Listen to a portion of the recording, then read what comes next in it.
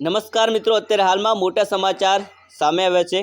અત્યારે હાલમાં સમગ્ર ગુજરાતની નજર ભરૂચ જિલ્લા ઉપર ટકેલી છે। બંને આદિવાસી નેતા ચૈતર વસાવા અને મનસુખ વસાવા આમને સામને આવી ગયા છે।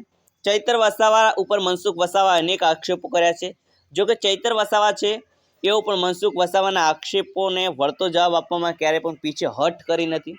ત્યારે વાત કરવામાં આવે તો થોડા સમય પહેલાં પણ રાજકીય વાતાવરણમાં ગરમાવો યથાવત જોવા મળ્યો હતો। બંને આદિવાસી નેતાઓ સામને સામને આવી ગયા હતા। જો કે ફરી વાર ત્યાંનું રાજકીય વાતાવરણમાં ગરમાવો જોવા મળ્યો છે। વાત કરવામાં આવે તો મિત્રો, કેવડિયામાં જે ઘટના ઘટી હતી તેને લઈને પણ ત્યાંના જે કહી શકાય દુઃખદ ઘટના હતું, પરંતુ રાજકીય વાતાવરણમાં ત્યારે પણ ગરમાવો જોવા મળ્યો હતો। જો કે ચૈતર વસાવા છે એમણે ગઈકાલે વડોદરાની અંદર એક પ્રેસ કોન્ફરન્સ યોજાઈ હતી અને પ્રેસ કોન્ફરન્સ દરમિયાન તેમણે જે 21 ઓગસ્ટના રોજ મિત્રો એસસી એસટી સમાજના જે સંગઠનો છે અને એના દ્વારા ભારત બંધનું એલાન આપેલું છે, ત્યારે ભારત બંધના એલાનમાં ચૈતર વસાવાએ સમર્થન આપવાની વાત કરી છે। જો કે મનસુખ વસાવા વિશે તેમણે નિવેદન આપ્યું અને કહ્યું કે જો મનસુખ વસાવા સાચા આદિવાસી છે તો ભારત બંધના એલાનમાં અમને સમર્થન કરશે, સપોર્ટ કરશે। જો કે તેઓ નકલી આદિવાસી હશે તો તેઓ આમાં નહીં જોડાય। આવું નિવેદન ચૈતરભાઈ વસાવાએ આપ્યું છે। આમાં મિત્રો કોઈ મારો હસ્તક્ષેપ નથી। તો મનસુખ વસાવા છે એમણે પણ વળતું ટ્વીટ કરીને ચૈતર વસાવાને સણસણતો જવાબ આપ્યો છે। તેમણે કહ્યું છે કે ચૈતર વસાવા છે આદિવાસી લોકોને ગેરમાર્ગે દોરવાનો પ્રયત્ન કરી રહ્યા છે અને તેઓ રાજકીય રોટલા શેકવા માગે છે। આવું તો મનસુખ વસાવા અનેકવાર કહી ચૂક્યા છે। જો કે ફરીવાર તેમનું આવું એક નિવેદન સામે આવ્યું છે।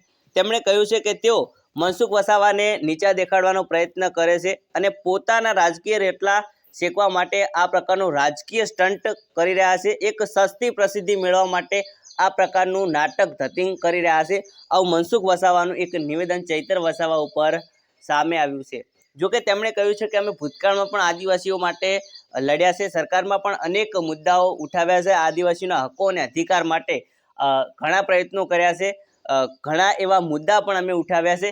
જો કે મનસુખ વસાવાએ સાથે સાથે એવું પણ કહ્યું કે આગામી સમયમાં જ્યારે પણ આદિવાસી સમાજને મનસુખ વસાવાની જરૂર પડશે ત્યારે મનસુખ વસાવા એ ખડે પગે તેમને ઊભા રહેશે। જો કે ભારતીય જનતા પાર્ટી છે અને તેમના જે નેતાઓ છે એમણે આદિવાસીઓના હકો અને અધિકારો માટે ઘણા પ્રયત્નો કર્યા છે, ઘણી યોજનાઓ લાવ્યા છે, એવું મનસુખભાઈ વસાવા જણાવી રહ્યા છે। જો કે ચૈતર વસાવા જે પ્રમાણે નિવેદનબાજી કરે છે તેને લઈને મનસુખ વસાવા કહી રહ્યા છે કે આ તો રાજકીય રોટલા શેકવા માટે અને તેમનો એક સ્ટન્ટ ઊભો તેમણે કર્યો છે અને સસ્તી પ્રસિદ્ધિ મેળવવા તથા તેના જે નેતા છે મનસુખ વસાવા એમને નીચે દેખાડવા માટે આવો પ્રયત્ન કરી રહ્યા છે।